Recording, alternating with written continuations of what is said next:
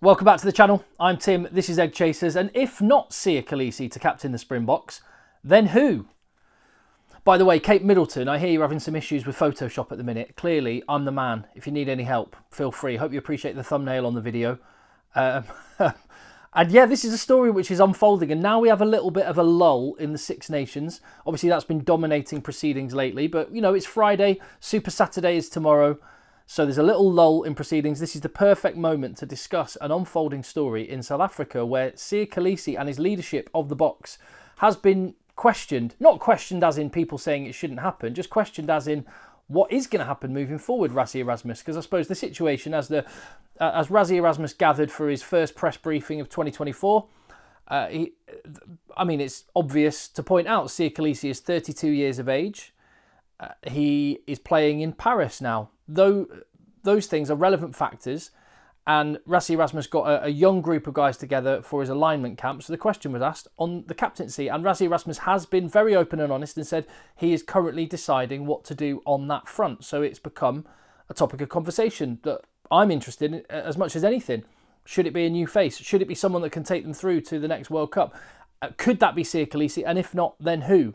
Now, Rassie Erasmus did say a lot of things in his briefing. He said Siya Kolisi is available to play for the Boks, pointing out that some players earn extra wedge by making agreements with their club teams that they will not play national team rugby. That's happened in some cases, not with Siya Kolisi. Siya Kolisi is absolutely available for the Boks. Rassie Erasmus also clarified that ideally the captain would be based in South Africa. Now that is a preference. It's not a hard and fast rule, so it hasn't ruled Siya Kolisi out, but Rassie Erasmus said that is something that he is currently considering. So he's not ruled Siya Kolisi out, but the topic is up for debate. And what do you think? Tell me in the comments down below. I'm going to go through a few things which I think are relevant. I mean, one of the most relevant elements is that these two know each other extremely well. And Siya Kolisi is a known quantity, and that known quantity is arguably, I would argue, the greatest captain in rugby union history, in the history of the sport. That is not someone you cast aside easily. Equally, I totally understand Rassie Erasmus's point about preferring a player based in South Africa, but then it's also relevant to say that in the last few years, things have changed. Technology has made the world smaller. It's now standard for video calls to be a part of everyday life. And Rassie Erasmus pointed out wanting to get together with his captain and chat about things, have coffee and just chew the cud. Well, you could probably manage that from South Africa and Paris. The time zones are the same, so I think they could keep their relationship up, and they've got 8 years of history together. 8 or 9 or 10 very happy years of history together on which they're building. Those are the foundations that are very, very solid. To broaden this out and actually to link in the Six Nations, which is happening at the minute, South Africa are far from alone in deciding what to do with their captaincy. There are different approaches that other nations have taken. Andy Farrell at Ireland, with the retirement of Johnny Sexton, Andy Farrell chose continuity. He was not thinking too far into the future. He was thinking of who's the best man to lead the team right now, to keep what they've got going in terms of continuity. And that makes sense from where Ireland are, because they were starting from a very strong base with a very cohesive core of players. There's another approach. There's continuity for Ireland, future-proofing for Wales, who were in a massive period of transition. So Warren Gatland has thrown the responsibility onto young shoulders. He did this with Sam Warburton years ago, and he did it with Jack Morgan, and then more recently with Jack Morgan being England, with David Jenkins. And then I'd say there's maybe a sort of in-between both. Jamie George at England has been given the captaincy. Now, there's a chance, a reasonable chance, that Jamie George will be still England captain come the next Rugby World Cup, whereas for Ireland, you think Peter O'Mahony probably won't be, more than likely won't be. Jamie George could well be. I mean, it may not be the case, but Steve Borthwick has gone with one of the guys he already had as his vice-captain and kind of forward leader before now. When Owen Farrell was captain, Jamie George was his vice-captain along with Courtney Lawes. But Courtney Lawes has retired. He would have been the obvious choice. Jamie George, he's gone for kind of the next cab off the rank, but also someone who could lead England through an entire World Cup cycle. There is another approach, and I wouldn't recommend this one, and that is Gregor Townsend with Scotland, hedging your bets. He's got co-captains, Rory Darge and Finn Russell, which has me scratching my head a little bit. In fact, when I look at the teams for the Six Nations side, England have 3 vice-captains and a captain. Scotland have 2 co-captains and a vice-captain. That all seems a little bit confused to me. This certainly would not be the way I would advocate anyone going. I think there needs to be a focal point in a team, and I think Gregor Townsend should, excuse the phrase, shit or get off the pot and pick a captain. And he could go with kind of like the continuity and the older head in Finn Russell, or he could go much like Warren Gatland has done with Wales for one of the new faces and Rory Darge. The latter, in Scotland's case, would probably be my choice. And that brings into relevance another point, which is that Rassie Erasmus, and I think most coaches, where possible, prefer a forward as a captain, or certainly someone that has naturally within the play of the game, and Rassie Erasmus has talked about this before, someone who has lots of opportunities to be close to the referee. So a fullback, Damien Willemse would be a great shout, but he's a fullback, and you know, whereas Jamie George at hooker, or as we'll come on to, Bongi and Benambi, he has lots of opportunities to speak to a referee. But just on South Africa and going on what their mindset should be, I think continuity is where it's at. They're the double world champions. They've got a very settled group of players. A lot of leadership in that side. And continuity would be the call, isn't it? Why break something that isn't fit? Why fix something that isn't broken?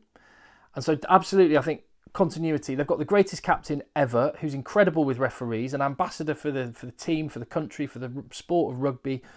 And Rassie Erasmus has pointed out as well in the press conference the other day that Siya Kolisi is playing some of his best rugby at Racing 92.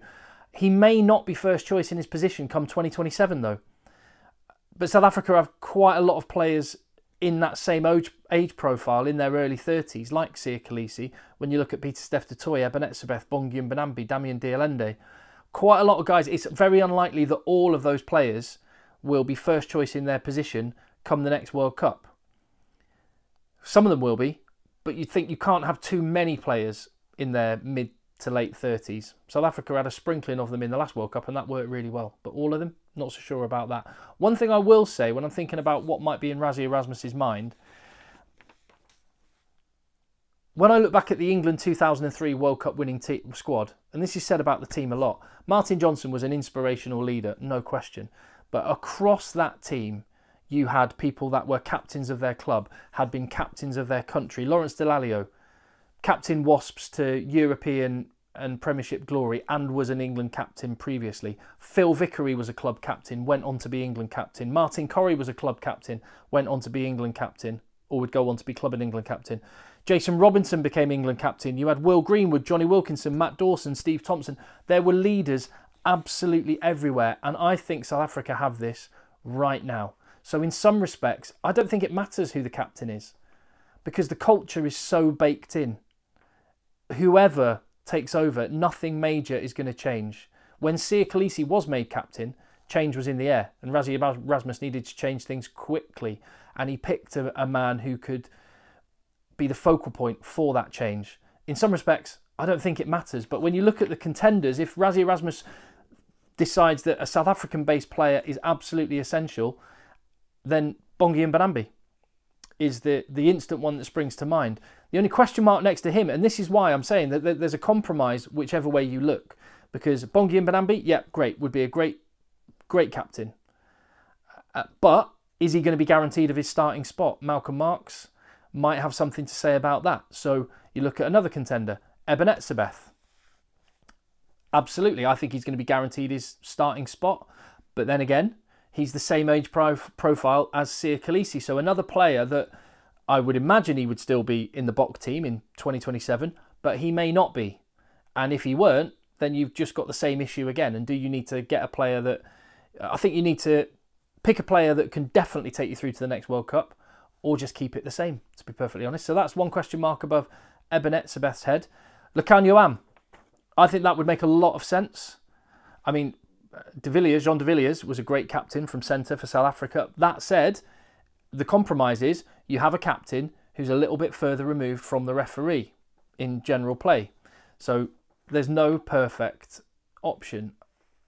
Non-South African based players, you've got a couple in Japan. If Rassie Erasmus decided that wasn't a factor, that wasn't an issue, but maybe change was needed anyway, Peter Steph-Toy, why not? Malcolm Marks, that would make a lot of sense. He's 29 years of age, probably more than likely going to be first choice come the next World Cup. Again, Bongi and Banabi might have something to say about that. And if non-South African based players was okay, you can look to Europe, and you've got Stephen Kitsoff and you've got Andre Pollard, both outstanding candidates. And this, I think, is my overall point. It doesn't really matter, because South Africa have got all of those players that I just mentioned. In any given team, they're going to have at least half a dozen world-class leadership candidates with incredible experience, probably more than half a dozen, with amazing experience, won at least one World Cup, possibly two. And that is, in terms of leadership, that just means whoever is captain, whoever's given the captaincy on any given day, is going to look around the dressing room, and the other players are going to look around the dressing room. Yes, they'll have a focal point as captain. There'll be someone that can communicate with the referee on the pitch, but players are going to look around the dressing room and be completely filled with confidence that some of those names I've just mentioned bring you. So it's a lovely problem to have. We will wait and see what Rassie Erasmus has to, decides on that particular front. For what it's worth, I think the smartest option is, while he's still worth his place in the team, to keep it with Siya Kolisi. Because as I say, the culture of this South African side is baked in. So you can change the captain in 2-3 years' time, and I don't think it'll have a detrimental effect on the team at the 2027 World Cup. But tell me what you think, as ever. And if you haven't already, I would love it if I would earn your subscription on the channel. Give the video a thumbs up, smash that like button, it really helps. And tell me what you think down below in the comments.